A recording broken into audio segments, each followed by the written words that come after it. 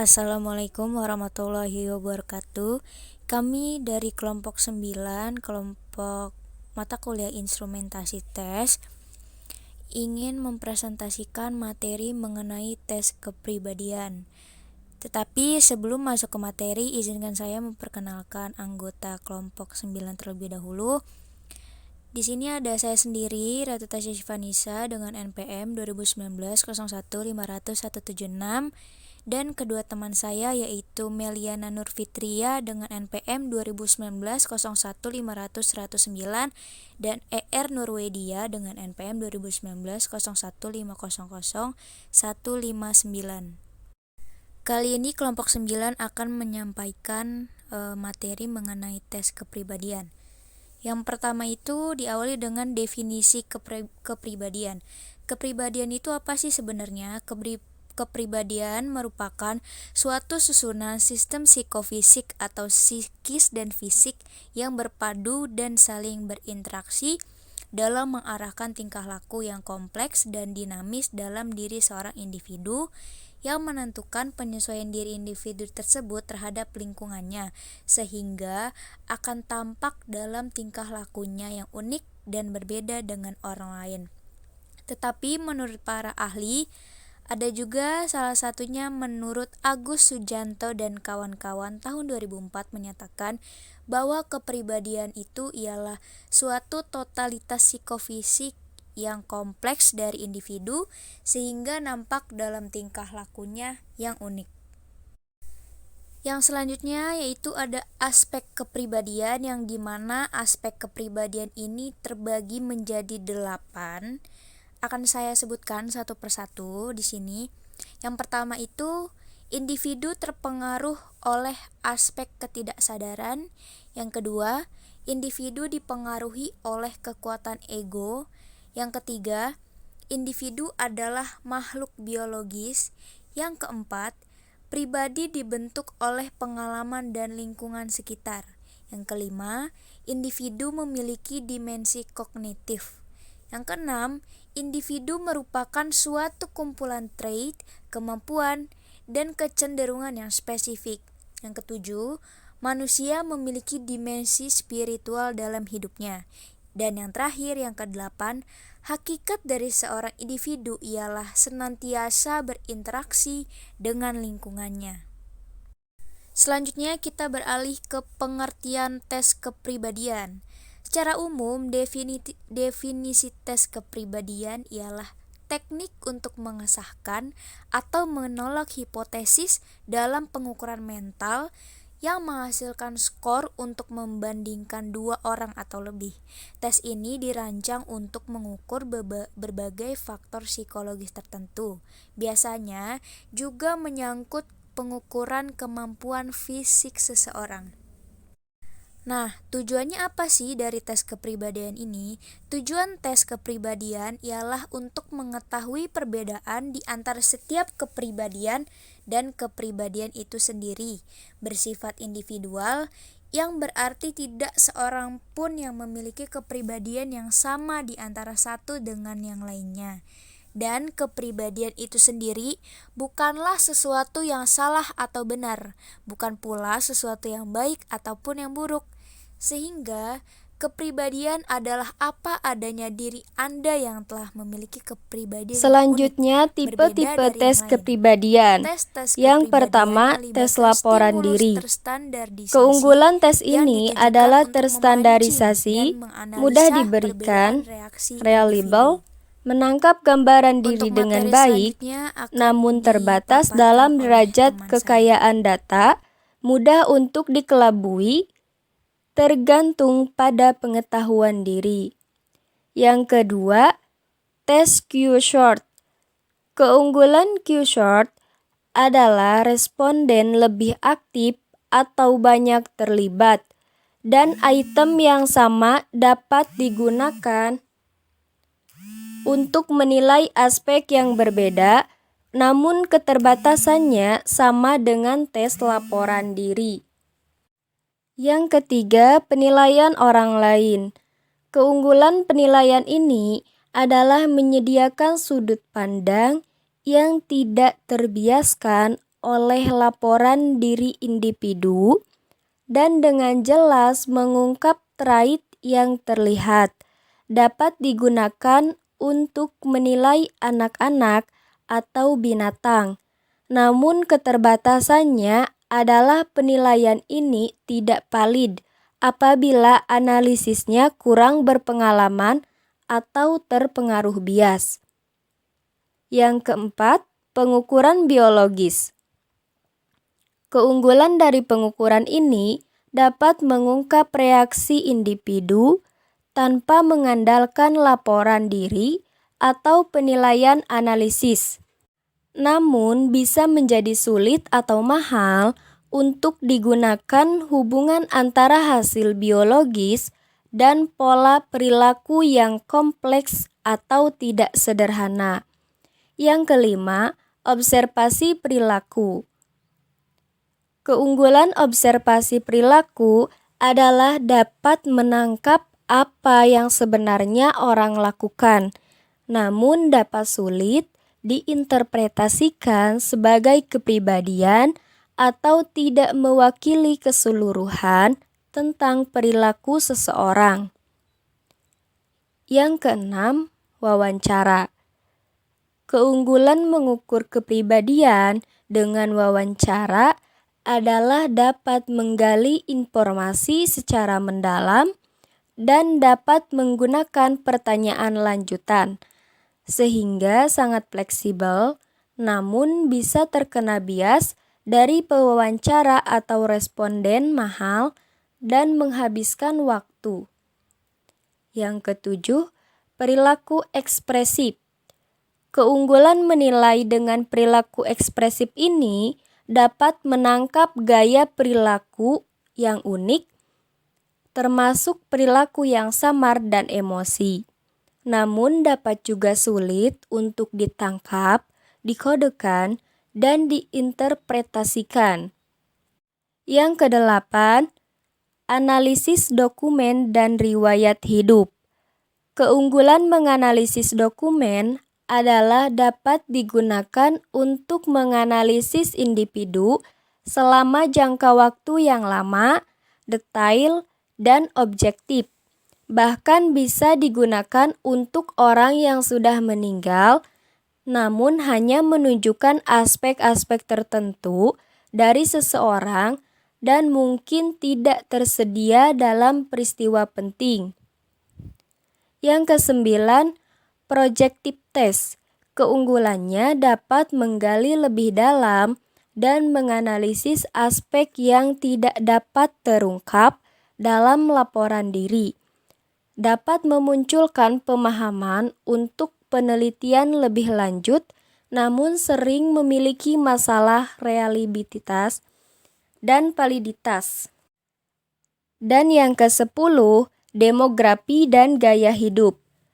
Keunggulan menggunakan demografi adalah dapat menunjukkan kerangka dan pengelompokan di mana individu hidup, namun pada dasarnya tidak menceritakan banyak mengenai orang itu sendiri. Selanjutnya, Edwards Personal Preference Schedule. Yang pertama, identifikasi dan dimensi-dimensi kepribadian.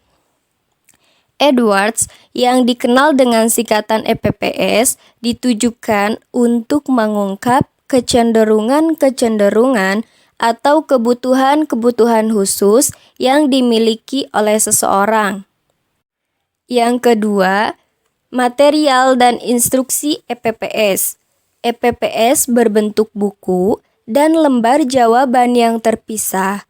Buku EPPS terdiri atas 225 pasang pernyataan. Di muka setiap pernyataan-pernyataan itu ada huruf A untuk pernyataan pertama dan huruf B untuk pernyataan kedua. Yang ketiga, profil laporan ilmiah dan awam. Setelah diskor, akan diperoleh standar skor EPPS. Skor standar ini selanjutnya disajikan dalam profil atau psikogram. Yang keempat, kegunaan EPPS. Dalam prakteknya, EPPS seringkali digunakan untuk kepentingan diagnosis dalam bidang yang pertama, seleksi dan penempatan, yang kedua, bimbingan konseling, yang ketiga, psikoterapi, dan yang keempat, riset sumber daya manusia. Yang kelima, karakteristik EPPS. Karakteristik dari EPPS ini adalah dengan melihat skor jawaban, aspek konsisten dari testi, kita akan dapat mengetahui apakah testi cenderung sebagai pribadi yang jujur ataukah tidak. Dan yang keenam, kelebihan dan kelemahan dari EPPS. Sebagai suatu tes psikologis, EPPS mempunyai beberapa kelebihan. Yang pertama, dapat mendeteksi tingkat kejujuran testi, yaitu dengan melihat tingkat konsistensinya. Yang kedua, individu adalah orang yang paling tahu tentang keadaan dirinya sendiri. Dan yang ketiga, dalam pelaksanaannya, tes ini ternyata mampu mengungkap ada tidaknya sesuatu atribut pada kepribadian seseorang. Selanjutnya, ada kelemahan dari EPPS. Yang pertama, terikat budaya. Yang kedua, materinya yang banyak akan menimbulkan kejenuhan pada testi. Yang ketiga, bagi korektor, prosedur scoring tes ini melelahkan dan menjenuhkan. Yang keempat, testi interpretasi secara teknis dan awam membutuhkan keterampilan yang tinggi dari interpreternya. Dan yang kelima, sering terjadi adanya pemalsuan jawaban testi baik yang bersifat packing good maupun packing bad. Selanjutnya, Rothwell-Miller Inventory Blank atau disingkat RMIB. Yang pertama, identifikasi tes RMIB. Tes RMIB menurut sejarahnya disusun oleh Rothwell yang pertama kali pada tahun 1947. Dan yang kedua, ada aspek-aspek atau dimensi-dimensi yang diukur. Suka dan tidak suka terhadap kelompok pekerjaan merupakan faktor yang diukur oleh tes RMIB ini. Selanjutnya ada tes minat belajar. Yang pertama, identifikasi. Tes minat belajar berupa buku yang terdiri dari 176 daftar pernyataan yang harus dijawab semuanya oleh responden. Lembar jawaban tes terpisah dengan buku tes. Dan yang kedua, ada aspek-aspek atau dimensi yang diukur. Tes minat belajar ini dalam mengukur minat belajar seseorang dilakukan dengan cara mengukur minatnya terhadap pekerjaan-pekerjaan tertentu melalui pilihan sikap, ragu-ragu, tidak suka terhadap pernyataan-pernyataan yang disediakan. Selanjutnya ada tes Warteg. Yang pertama ada identifikasi. Tes Warteg adalah tes kepribadian yang bertujuan untuk memperoleh insight struktur kepribadian seseorang yang dinyatakan dalam berbagai fungsi dasar kepribadian. Tes menggambar yang diciptakan oleh Erich Warteg pada tahun 1939 terdiri dari suatu seri gambar yang harus dikerjakan testi. Kemudian hasil pekerjaan tersebut dinilai dari sudut diagnostik, yakni ekspresi dan sifat proyektifnya. Tes menyempurnakan gambar Warteg ini dapat dimasukkan ke dalam jenis tes proyektif atas dasar ciri-ciri khas yang meliputi 1. Tugas yang diberikan sampai pada taraf tertentu bersifat tak berstruktur yang sama, sehingga memungkinkan kebebasan berekspresi dan menghasilkan banyak variasi hasil pelaksanaan tugas. Yang kedua, tes tersamar atau disguised testing. Artinya, sampai pada penyelesaian tugasnya, testi tidak menyadari bagaimana sebenarnya hasil karya itu ditafsirkan. Yang ketiga, pendekatan global atau global approach. Artinya, kepribadian diperiksa dan diteliti secara keseluruhan. Yang selanjutnya ada aspek-aspek dimensi yang diungkap.